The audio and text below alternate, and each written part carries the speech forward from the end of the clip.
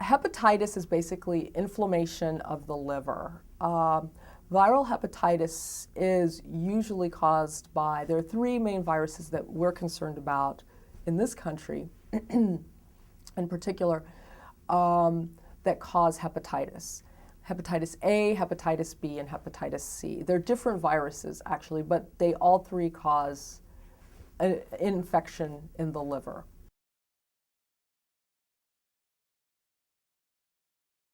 Basically, they'll feel sick. They'll have nausea, vomiting, they may have fever, feel very weak and tired and fatigued, and they'll be yellow.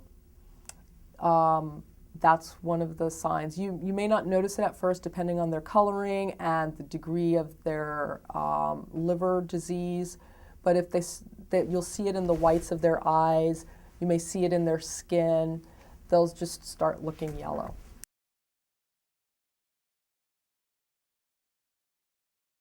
So the virus attacks the liver, and the liver is involved with what we call something called bilirubin, and breaking it down and reusing it and all of that. And so what happens is the bilirubin starts, because the liver isn't doing what it's supposed to do, the bilirubin goes to different parts of your body, including your skin, and settles in your skin. So it also causes itching. These patients will have itching of their skin as well.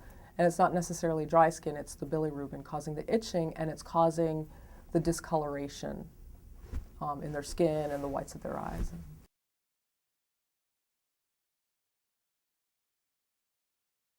It depends on the actual infection. So hepatitis A,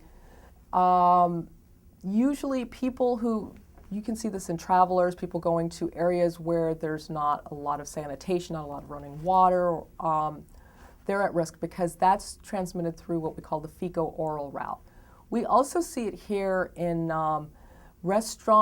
sometimes with restaurants, people go to a restaurant and maybe there's someone cooking or someone managing the food, and maybe they are a carrier of hepatitis and they're not washing their hands when they take care of the food and when they use the bathroom, and then they spread it to other people who are actually eating the food. That's hepatitis A. Usually that's not as serious. I mean, people get quite sick, but then they recover from it and then they're immune.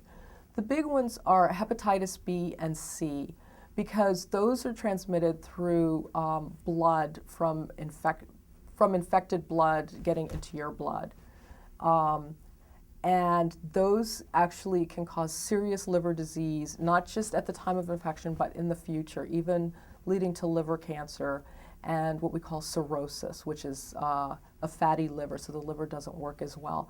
And actually they can lead to people requiring liver transplants in the future. People die from hepatitis B and C.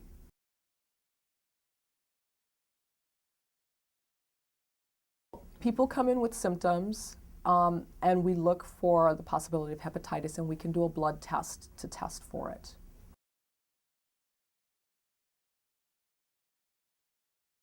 Hepatitis A, if you're traveling, try to drink bottled water. Don't have ice.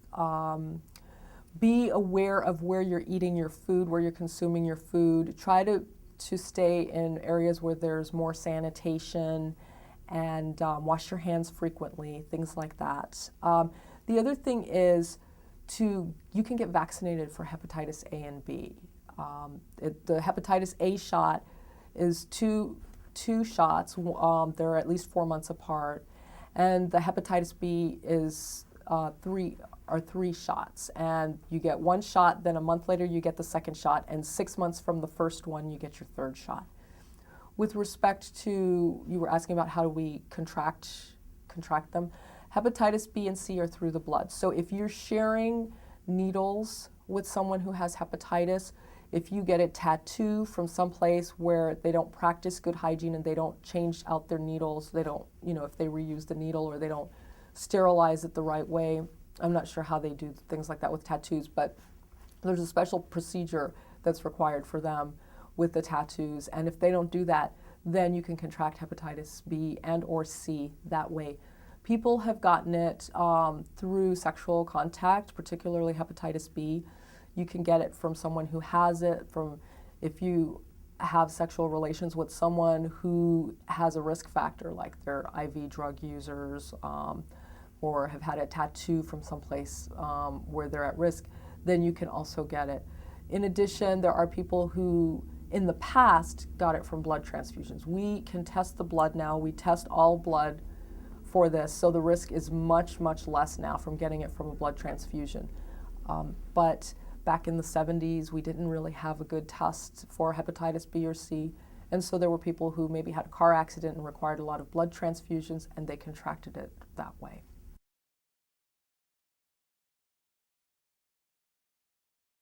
Pretty much there's supportive therapy. For hepatitis A, like I said, it lasts for maybe 10 or 14 days. You get IV fluids, you may have to stay in the hospital, and then you start getting better. With B and C, it depends on the degree of illness. We do have some treatments that we try, including something called interferon, which you have to take for practically a year.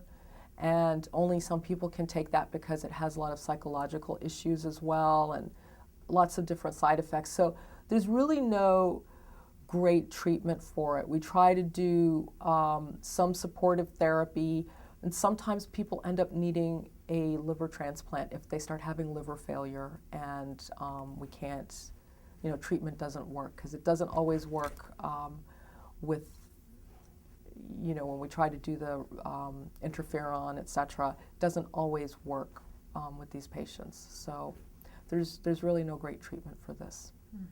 The best treatment is prevention. Prevention. Thank you.